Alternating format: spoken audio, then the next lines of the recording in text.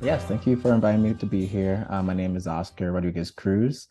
I am a grant writer, consultant. Up until recently, I was working for a nonprofit as a revenue specialist, meaning I was responsible for them to get their money. And I fundraise across the philanthropic spectrum, meaning from foundations, community foundations. I've worked for state grants, as well as, thank you. I'm just going to share my screen because I do have a very short presentation to share.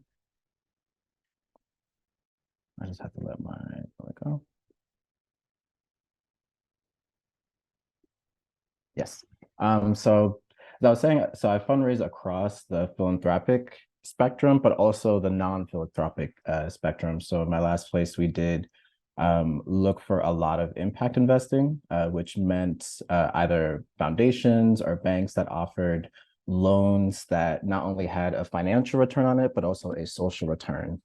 So impact investing has really grown, particularly within the last 15 years or so. A lot of people call it ESG investing, but just as a little tidbit to why I'm here today. And hi, Jasmine. Jasmine was the one who invited me to come, and I'm very excited to be here, like I said. Um, and yeah, let's just jump right in. All right. So typically, whenever I meet with a client, I run into people in these two scenarios. The first one being that they want to apply for a grant, but they don't know where to start. And the second one is that they've maybe found a grant to apply for, maybe they have found a request for a proposal, want to split an application, but they don't feel confident in their writing and/or management skills to get it done. Now, very quickly, if everyone does have access to, yep, thank you, Sammy. You already was doing it for me. If you could just put in the chat which category you would fall under, I just give about 30 seconds to do so, just so I can get a good understanding of who's in the room right now or where folks are coming from.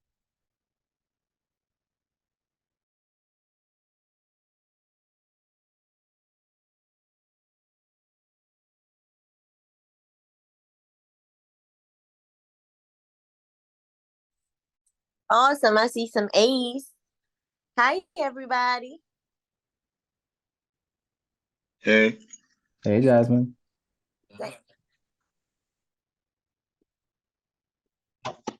what's up, What's Jasmine? up, Jasmine? Thanks Hey, Jasmine.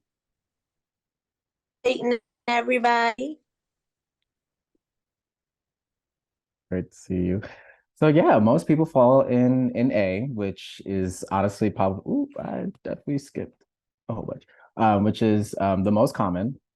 And that's completely okay. Most times when people, are realizing they need grants is usually when they're either before starting a project or they're at a point where they've depleted their own funds in a project or a business, and there's just the grant is critical to an organization's success. So it's actually a good thing because I did prepare a little slide deck for situation A, really just to get a 1,000-foot view of how it looks like to one, start identifying what kinds of grants you want to look for and how you can match your organization's mission with that of the funder. So the first thing I always tell people is, you want to look for a grant? Good. You have to understand yourself first. You want to start identifying what is your organization's focus area. So here I just did a quick example. So for example, like, are you a community organization working to better the lives of your neighborhood? For example, do you offer clothes, food, mutual aid? Maybe you do a youth program. Um, and just really start to break it down, try to get super specific. Are you a organization that, maybe hosts once a month dinners where you feed the folks in your neighborhood? That has a specific focus area, meaning that there's a whole list of community foundations and funders out there that fund those specific initiatives.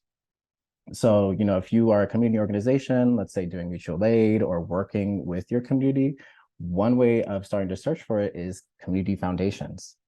Now, foundations, if for folks who don't know, they're private 501(c)(3) charities in which, instead of them looking for money, they're the ones that give it out. Usually foundations are made from essentially wealthy people's wealth. A lot of times, rich people will put their fund or a percentage of their funds in a foundation so that it can then re-grant that money to community members. And in doing so, the rich people get, a lot of tax write-offs and deductions.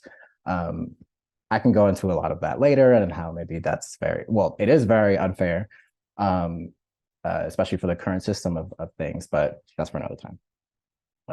So like I was saying, community foundations, local and regional intermediaries. What that means, intermediaries are organizations that they essentially receive money, like millions of dollars from foundations, because the foundations themselves don't have the kind of network or the kind of relationships with community organizations to re-grant the money themselves. So they pretty much say, hey, we have $2 million that we want to give out to community members, let's say in Baltimore City, who are working specifically with youth.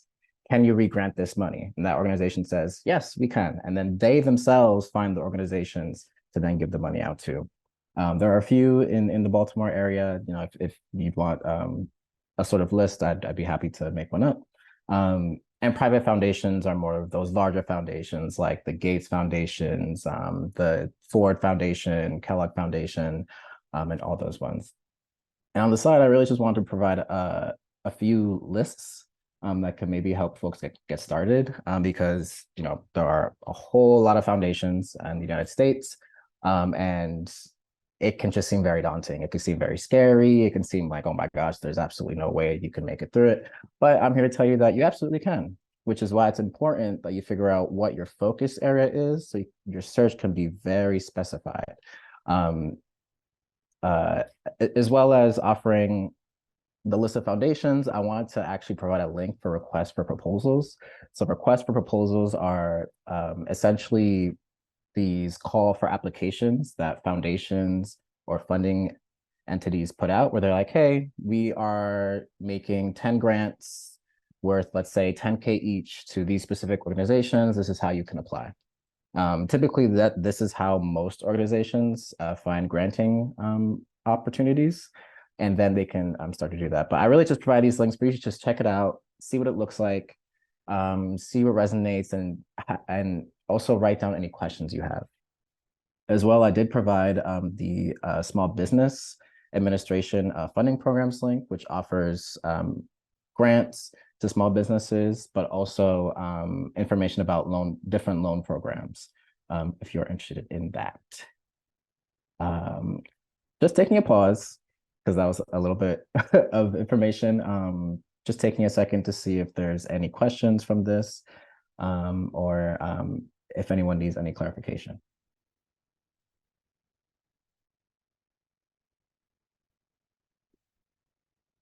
Great. Well, is this being recorded? Can we get the video when it's done? I believe so. Mhm. So yes, this is being recorded, and likely Omar will put it in some sort of library so you can access it if you need additional information or you want to review something that was shared here. So take the time to just, pay attention, take your notes, and we'll see that you can have some sort of access to the recording later. For sure. And I'm also going to share the slide deck with Jasmine.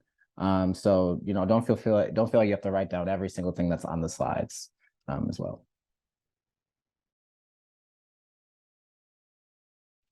Perfect. Thank you. Of course. All right, moving right along. Well, let's say, you've done your search, you found a grant you want to apply for, but now you're like, wait, how do I write it? This is the part where where my job comes in. Folks will find an application, they're like, I don't know how to write it, and they'll come to me and I'll say, okay, this is how we write it together. Because one thing about my services is I really want to teach people. So actually, I work as a grant writer so that one day, hopefully my job doesn't exist. Because hopefully one day we live in a society where folks just give folks money, and we don't have to kind of vie and have such a competitive process for it. But really what I like to do is I teach folks how to write, typically how applications look like, so that over time they won't even need me anymore. But the one thing I would say to learn how to write a grant is actually to look through a few of the applications. So here I actually provided the Maryland Philanthropy Network template for a grant application. Oops, sorry. So you can click there once I share the link afterwards and see, and you'll be walked through about a 4 or 5 page template of the common questions that are asked. Usually it starts with, what's your organization, what's your mission, where are you located, what's the amount of money. But most times what folks are asking, or what funders are asking, is what is the problem and how are you solving it? Everything else is structured around those two formats. So again, I do encourage folks to do check out the templates, and if you do see application, look through it, run through it, see which questions you think, oh, these are very easily, these are ones that I can easily answer. I'm confused about this. This doesn't make any sense. Because once you have those questions, then you can reach out to folks like myself, and I'd be more than happy to walk through it or clarify certain things. So after you have found an application, you see, you review what they typically involved, then is when you make a plan. This is the most crucial step, as in with running a business or doing a project, you must make a plan from start to finish. And this is the part that I think trips folks up, because you think you can, kind of look at the application and think, oh, okay, I have 4 weeks, I can apply to it. But I promise you that deadline is going to come flying at you. And what I don't want to do, and what typically happens, is folks will wait till the last week and then put in 12-hour days trying to apply and get everything together. Let's not do that. So on the side here, I did want to provide some resources as well. The first one that I actually want to point to is using ChatGPT. So there's been a huge boom in using AI nowadays.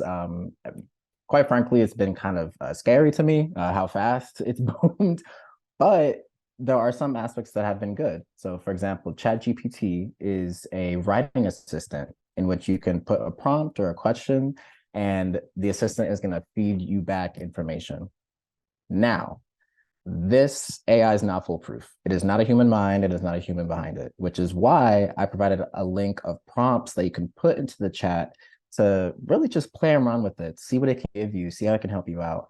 I'm not saying it's going to write the entire grant application, but you can have it act as an editor, as a dot connector. You can put in a paragraph and say, hey, is this good grammar? Is this good English? Does this align with the writing that they want? And it will feed back to you some really useful information.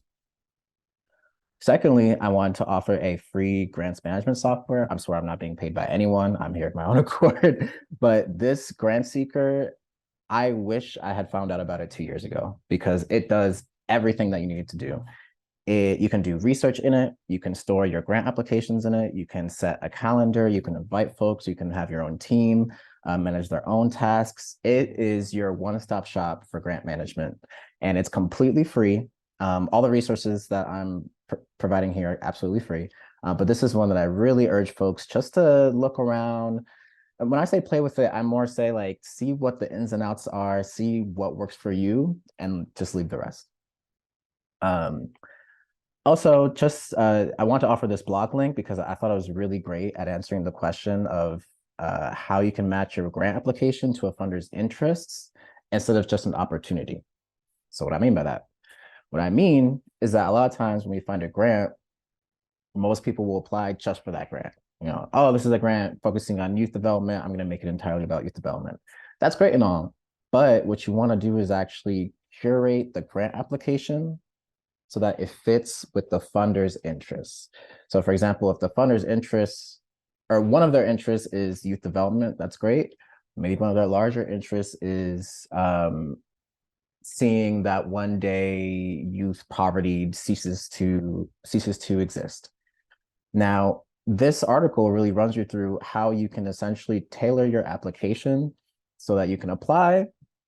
And maybe if you don't get that specific funding, you can still use the application as an in with the funder. So, there's ways of doing it where you can apply, and if you get a rejection, you can say, well, hey, I'm still interested in finding opportunity for us to work together. And you'll be surprised with how funders can shuffle things around once you provide, again, a solution to the problem that they are aiming to solve.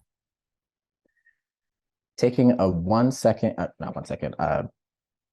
20-second break just to kind of let that settle, and also see if there's any questions from this slide.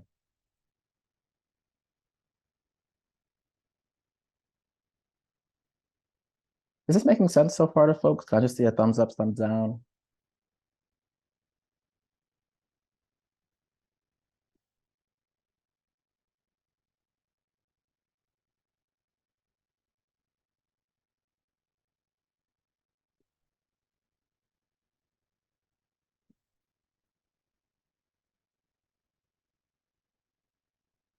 Are folks still with me? We're still here. Yes, Okay. we're here. We're here. I just want to make sure. I'm sorry. I was trying to give you a thumbs up, but we're here. Yeah, it definitely makes sense. Thank you, thank you. I just want to make sure too, because my internet's been a bit faulty, so I was hoping that I was still talking to folks. All right, great. So moving right along, you may ask, what else is needed? What else do I need to apply?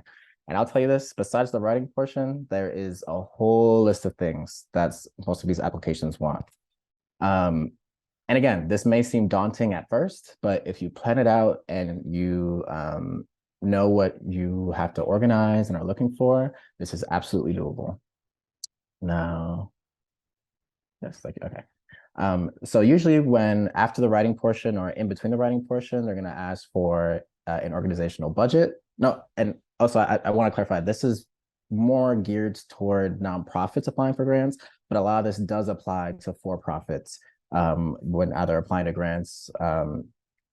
In terms of loans, there's a bit more things that you do need, and I'm not covering that here. But if you do want some information about that, you can get in touch with me afterwards. But again, they want a budget for the organization. They usually want a budget for the requested funds. Usually typically applications do have their own templates, but there are ones as well online. IRS determination letters, cash flows. This is essentially just so they can see that, one, you can manage your money well, and that you actually are the kind of organization you are for applying. So that you are a 501c3, that you are an LLC, or that you are a fiscal sponsor. So you can move right along with this. And so resources. If you haven't noticed, I can't really do a super detailed presentation on grant writing because we could be here for 3-4 hours, which I could, but again, I know my time is limited and I want to actually save some time for folks who have questions. But here, I really just wanted to offer resources and pretty much say that you don't have to reinvent the wheel. There are a lot of resources out there, especially if you haven't written a grant before, or if you feel like your writing isn't the strongest. It's okay. There are people who apply for grants every single day who are in the same position that you are. And there are people before you who have done this and they've left behind a wealth of knowledge. And I just want to provide just a brief one. So this first link of fundraising templates, this is actually my own personal link. This provides templates all the way from messaging folks on LinkedIn to connect because maybe they are related to a funding opportunity that you're interested to. Template letters of intent, sample grant management templates. And there's also more detailed ones that I've included in there, but those are more specialized for, let's say, after we have like a one-on-one meeting. Again, there's a lot out there, and that could be a very good thing because you're not alone, but also it can be very daunting because you think, this is too much. It's all right. If you ever need someone to walk through it or clarify again, I'm here as a resource, and there's a ton of people out there that are also available. And I also wanted to share this link for nonprofitready.org. And this is a very great free resource that actually gives you certifications for proposal writing, financial management, how to manage a grant after you get it, because there's a whole life cycle of that as well. And it's just been a very great resource. I've benefited from it several times throughout my career as a fundraiser. And I really just encourage everyone, and no matter what stage they are, even if they're not a nonprofit, to take classes through there. They have really great modules. And I also want to share a link to what's called community-centric fundraising. Now, this is a movement of fundraisers and folks in nonprofits who really want to turn fundraising on its head. So typically, as you may know, philanthropy and fundraising, it's a very extractive practice, particularly to Black leaders and founders and leaders of color, because yeah, they ask us for so much when in reality, we may not even have the infrastructures to provide it. Whereas an org who is white-led may have more resources, more mentors, and more folks under their belts who actually can provide this kind of guidance. So this is really a hub of folks who really want to provide that guidance to people. And I added a Slack link because that is actually a gold mine of fundraisers who are ready and willing to give you free advice. When I tell you there's at least, I think last time I was in there, it had 4,000, 4 to 5,000 members. And the different channels range from grant opportunities to fundraisers you can hire to questions about fundraising, questions about specific funders that folks have maybe gotten funded before. It's just a really, really great resource that I always urge folks to join because you can also meet a lot of folks on there who work at these foundations that you may be applying for. And again, I included the link for the grant seeker just for folks to have it.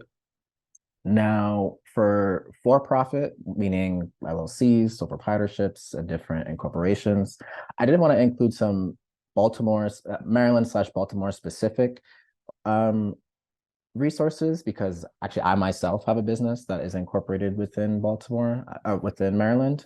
It's with Purpose Agency, LLC. And these are personal resources that I myself saw that I benefited immensely from in my journey. And the first one is actually a mentoring, I would say mentoring program, but it's really, well, yeah, actually it's pretty much a mentoring program.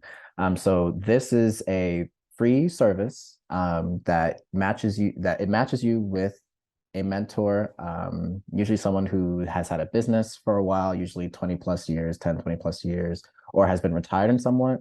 And they give you a free template for creating a business plan, free guidelines for how to incorporate your business if you haven't done before, and he's actively available.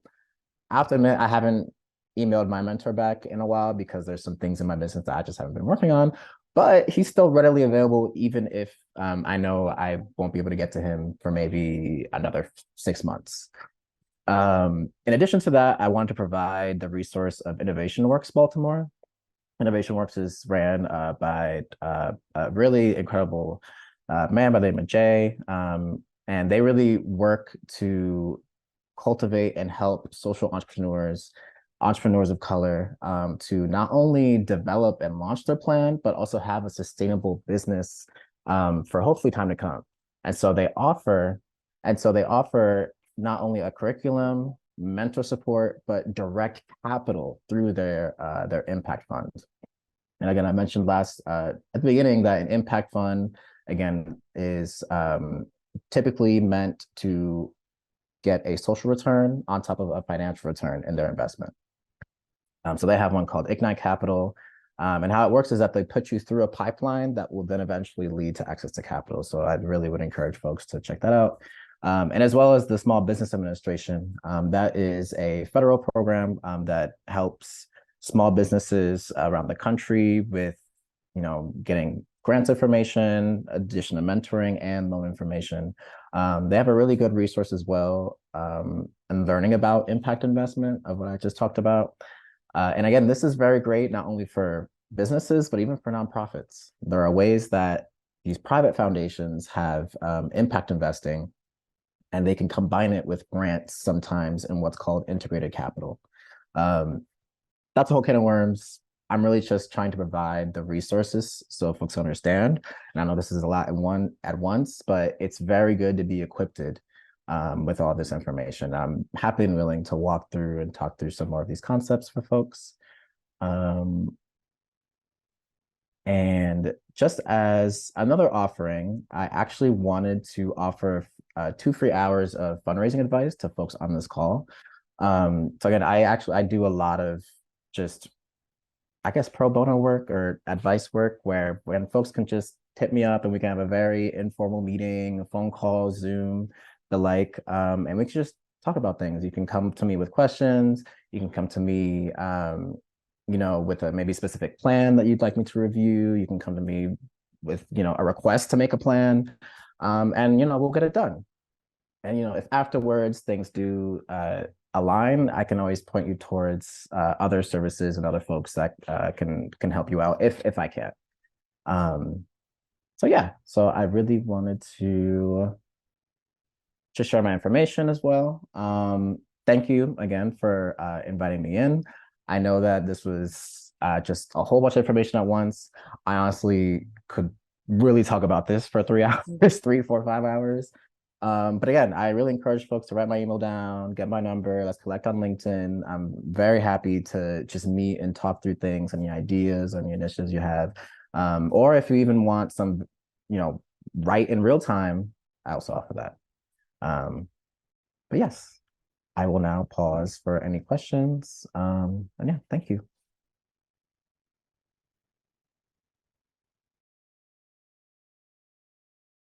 Yeah, Oscar. So do we get the 2-hour consultation through the WhatsApp or?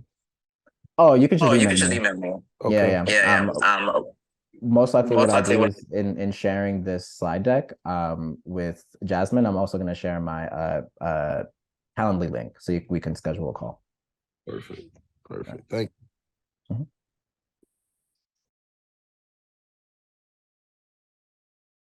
Any other questions?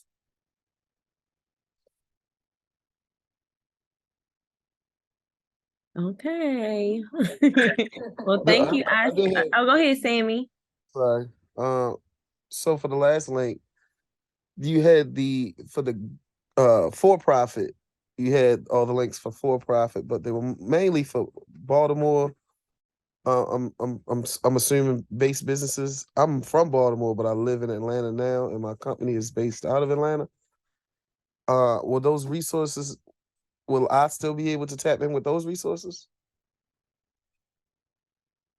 So with the first one, the SCORE mentoring, I'm not completely sure. I know they have a Greater Baltimore branch, but I do believe that they are national, but I can double check that for you.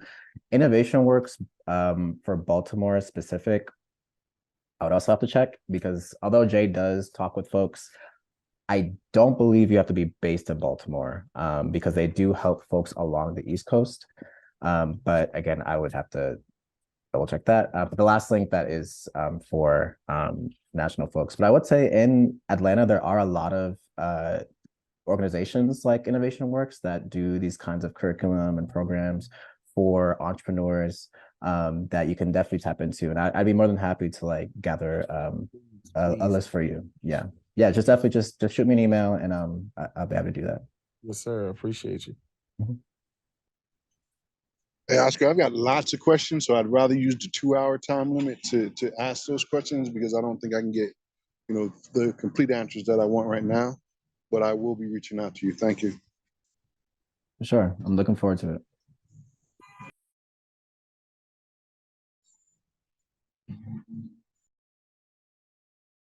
Oh, I never really gave you an overview of kind of how I got into fundraising. It just very quickly, if I have like 5 minutes, I would just love to tell folks. So I actually didn't start fundraising until actually 2 years ago. Before that, I was in academia. I thought I was going to be, a philosopher. I was doing philosophy in it. But then the pandemic hit, and I thought to myself, I cannot be reading and writing and thinking that this is going to, change the world.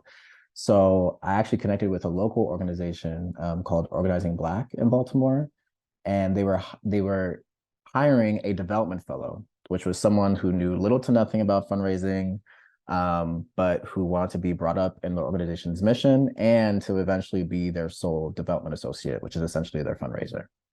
And so I did that for 3 months, and I was hired as the development associate. Didn't realize at the time that I would be the only one managing the development department. For context, they had a budget of about 1.3 million and about 10 grants. One of them was a state grant, and I had to manage all of that, which was no easy feat, but it definitely taught me all the ins and outs of how a grant works and how an organization can manage a grant. And also a lot about financial management because I had to learn, had to work a lot with accounting and folks there to get the P&Ls and the statements and make sure the audit financials were done. And then actually after that, after a year at that job, I moved on to a national organization called Common Future. And they are essentially a national resource and development lab, meaning they find social entrepreneurs or folks who have businesses and are committed towards changing the economy and finding capital for them, offering accelerators for folks to develop their business even more. Really, they're essentially an intermediary organization, the ones that I was talking about earlier, who they get the money and then they give out the money. The Calm Future, they had a network of about 400 folks nationally all over the country, and we worked with them. I was with them until recently. Actually just recently left my job and recently left Baltimore, sadly. I'm back in upstate New York with my family, but I still work with folks nationally. I'm still doing my business. I can't even really say part-time because when you have a business, it's full-time all the time. But I'm still working on that. I myself am still in the startup phase of my business, which is why most of the resources I offer are very more ones that I've utilized. But again, yeah, I'm really excited to work and grow with folks. I've put a lot of attention on Black and Latinx communities because I think that we're the ones that really need most of the infrastructure to get most of these grants. I also believe that, technically this is our money.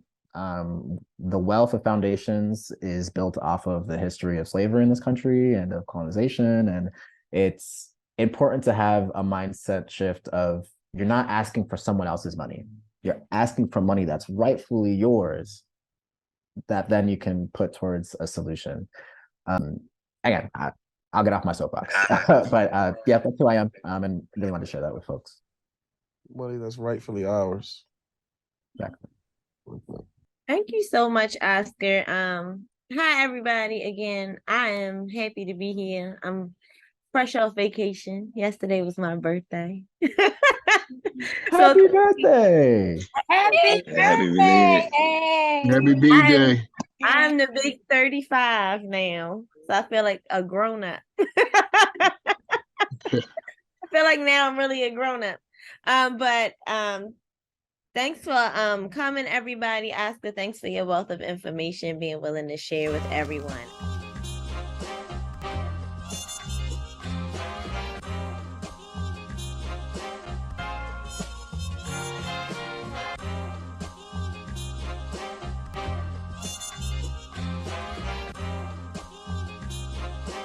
This is Mix La Production.